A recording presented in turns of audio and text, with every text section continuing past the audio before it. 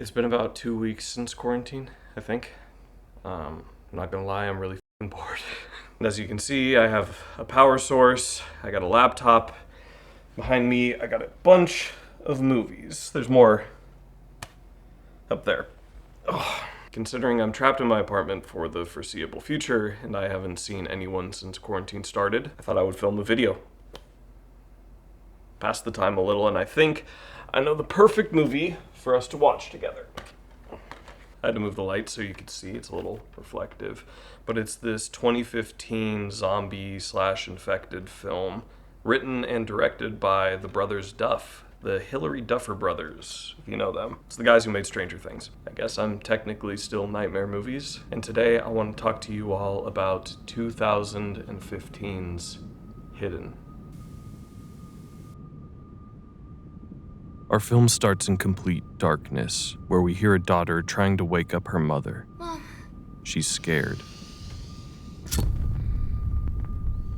This is Claire, her daughter Zoe, and Zoe's doll, Olive. And if you're wondering why Zoe isn't in one of the many beds in this bunker, it's because she's hiding. You see, Olive had a dream, or really, a nightmare, that they found her. And who are they? Well, they call them breathers. But once Claire hears Zoe mention them, she reminds her of the rules. Never be loud, never lose control, never open the door, and the newest rule, never talk about the breathers. But these rules don't necessarily comfort Zoe, so we're gonna have to consult with our final member of the family. This is Ray, the father and final member of this nuclear family, the one who is in charge of keeping watch, but also the softer of the two parents when it comes to Zoe. See, Claire is clearly very overprotective. Not to say that Ray isn't protective over his daughter, but Claire is much more cautious about what her daughter knows and does. She both emphasizes the danger of everything, while also trying to keep that danger hidden as much as possible. While Ray, on the other hand, tries to keep morale boosted and attempts to give his daughter at least a semblance of autonomy in their cage of a home. He lets her examine the hatch, handle a knife, and make decisions about what's for dinner. It's a dynamic that's pretty quickly and efficiently established, helped by the fact that all of the actors, including Zoe, are genuinely great. Within only 5 minutes, this film establishes all of its core characters, who they are, and creates an oppressive atmosphere. The dark bunker that they stay in feels primitive. There's no doors, there's no lights, there's no running water. All they have for that is this little well. And there are small areas of ventilation, these areas being the only time that they can see daylight, to keep their circadian rhythm in check and their minds a little more sane. Which is quite the task, because they have been locked in this metal tomb for 301 days. And being locked in something like this for so long can take a toll on anyone. Any minor inconvenience can be detrimental to their morale and their lives. Like, for instance, something infiltrating their home and making them lose precious food rations. A rat. It's not an insignificant amount either. 2 weeks of food has gone to waste. So that means it's cold beans for dinner instead of peaches. But the reality of their situation is something even more difficult to swallow.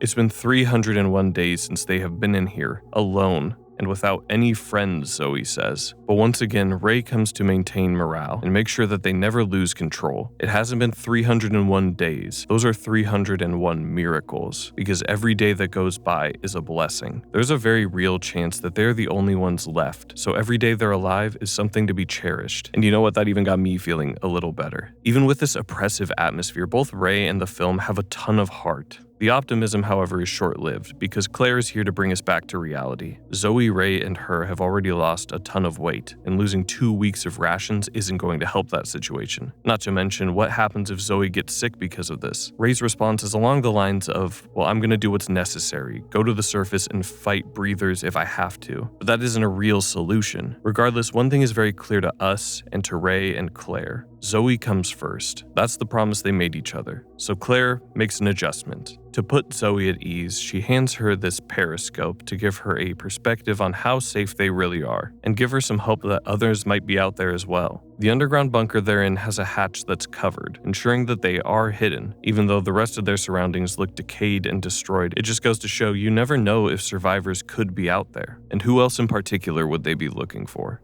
Well, the rat. It's here, eating their food once again. So Ray slowly approaches it. He's careful not to scare it, but he's ultimately unsuccessful in his assassination. The rat runs and almost makes it back to its hideout when... Mom! The pest is gone, but there's a new problem. In the scuffle, one of their lanterns toppled over and started a fire. It continues to grow as the family tries to put it out, and thankfully, they eventually do. But that's not the problem. See, the real issue is that the fire created smoke. Fresh smoke that is flowing out of their ventilation, exposing their exact position. And even if the breathers didn't get close enough to see it, they're surely gonna find it when they find the pile of fresh ash.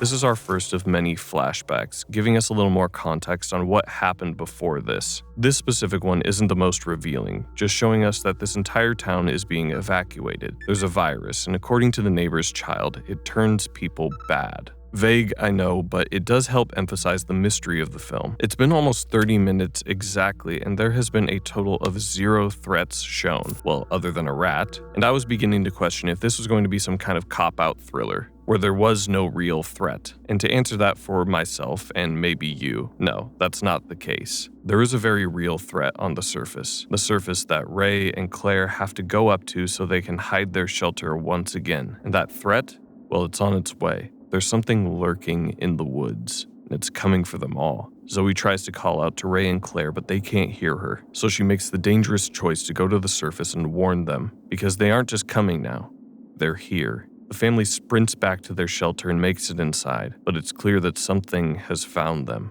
We track its footsteps through dust falling off the ceiling. It's just one, though. All they have to do is remember rule number 1, never be loud. Only one problem.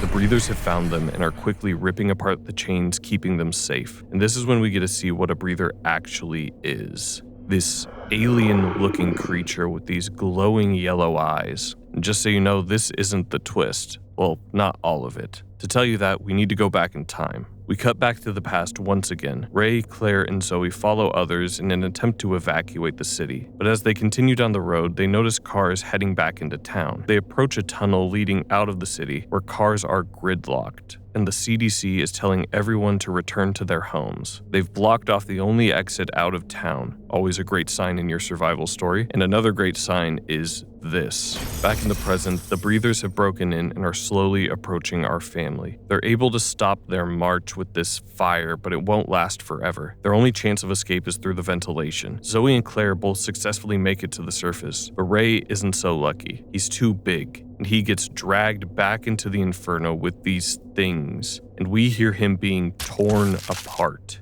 Zoe and Claire are the only survivors now, and with no other plan, they make their way back to the only exit out of town, that same tunnel, only they aren't exactly alone. This is where we get our reveal. A helicopter looms overhead and exposes their position. The breathers capture the two of them, and it turns out that these things that they've been avoiding aren't aliens or zombies, they're people. Soldiers who have been ordered to capture and test any remaining survivors in town, and there aren't going to be many left. Remember when they were sending people back to their homes? Well, that wasn't for their safety. Our family watches as 2 jets fly over the town and carpet bomb it. The virus has gone airborne, and the government knows that they have to kill everyone in this city. In the present, these men raise their guns. Claire and Zoe are infected with something. But what is it exactly? Well, Ray is both our deus ex machina and our explanation. In a blind rage, he starts to rip apart each of these soldiers with incredible strength and speed. His eyes are bloodshot. He has these black veins covering his face. And even though he is ripping through these soldiers, there's too many. They gun him down. But this is the perfect opportunity for Zoe and Claire to retaliate, both of them taking out the soldiers with ease, and Zoe almost killing her own mother in a rage. Claire is luckily able to get through to Zoe, calming her down, and our film ends on somewhat of a positive note. Together, they're able to find a new place to live, in the sewers, where they find other survivors, other infected. They both crawl into the manhole,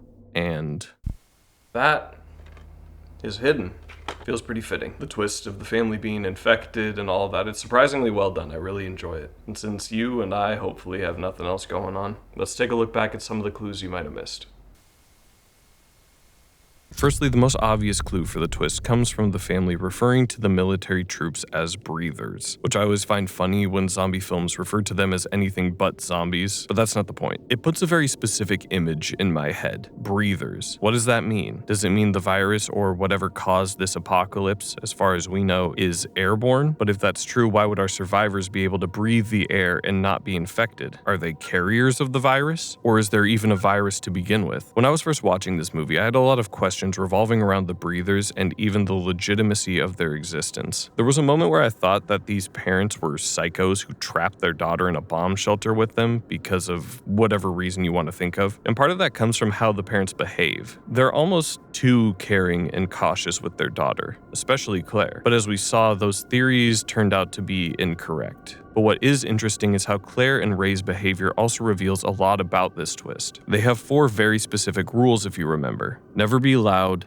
never lose control, never open the door, and never talk about the breathers. These rules are all pretty standard if you look at them through a survival situation, but 2 of them stick out to me. Never lose control and never talk about the breathers. Never lose control initially to me just meant staying calm and thinking through situations, which makes sense. Claire in particular is very much that kind of person, so she obviously wants to teach her daughter to behave in a certain way to keep them all alive. But as we see later, that rule has a very different meaning. This virus seems to function similarly to rabies or the rage virus from 28 Days Later, but in a less extreme way. People still generally have autonomy, but if a person isn't able to keep their emotions in check, and specifically their anger, they transform into a rage-fueled monster, killing everyone in their path, even their own families. This plays into a lot of what we see in the film. Zoe, being a child, would be the most susceptible to letting her negative emotions take over and potentially kill everyone in that bunker. So Claire and Ray do everything in their power to keep her calm, put her first, if you remember. Ray is always giving Zoe what she wants and needs, and maintains a positive attitude throughout the film. Not just because that's just him being a parent, but because he knows what will happen if she can't control her anger. Even in the most desperate times, he's prioritizing her emotional state over everything, like a bomb that could go off at any moment. And another part of keeping her calm is their new 4th rule: never talk about the breathers. Let me put this in perspective. Imagine telling a kid that it's not a monster or something inhuman hunting them down. Other people are being mandated to hunt them down because of what they are. I cannot imagine that truth would help keep a child calm whatsoever. So the best solution would be to mask the truth. They aren't people,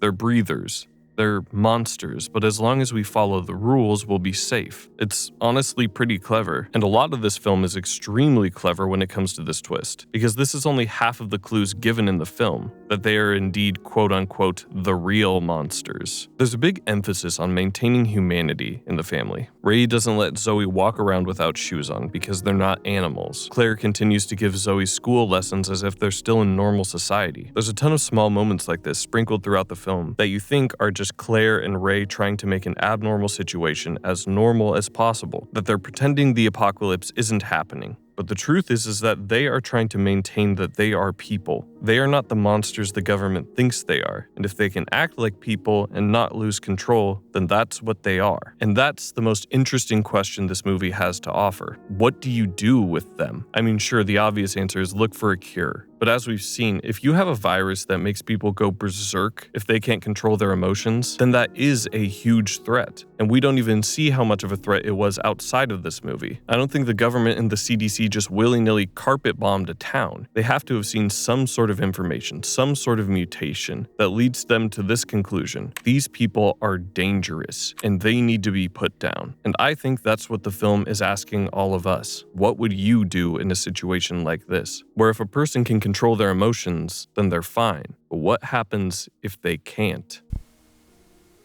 I really do enjoy this little film. I think the twist is super well integrated. I think, sure, if I'm being honest, some of the writing's a little cheesy, but the acting and the atmosphere is honestly phenomenal. So I can forgive it for some of those shortcomings. I don't know if anybody's gonna find these tapes. And I don't know if anything's ever gonna go back to normal, but if it does, give Hidden a shot. It's a fun survival thriller and I really enjoyed it. And with all that being said, thanks for watching. Hope you enjoyed the video. Don't forget to subscribe. And I'm still Nightmare Movies. Hopefully, I'll see you all next time.